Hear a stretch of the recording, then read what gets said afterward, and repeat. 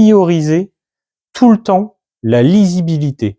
C'est quelque chose qu'on fait instinctivement quand on ne dessine pas, mais quand on commence à dessiner, on a l'impression qu'il y a moins d'enjeux de dessinateur. Et donc, on s'en va un petit peu de ce principe-là de prioriser avant toute chose la lisibilité, alors que c'est à la fois la chose qui va être la plus efficace, qui va être la plus rapide à faire, celle qui va être la plus simple également à faire. Que par exemple, si vous avez un personnage qui fait du fleuret,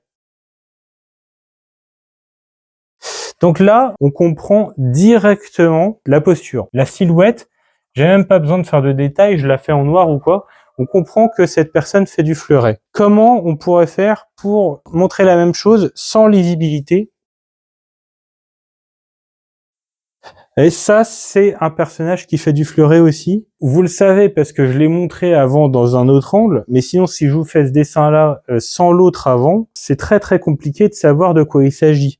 C'est aussi un dessin qui va être beaucoup plus compliqué à affiner parce que tout est en perspective vraiment très chiante là.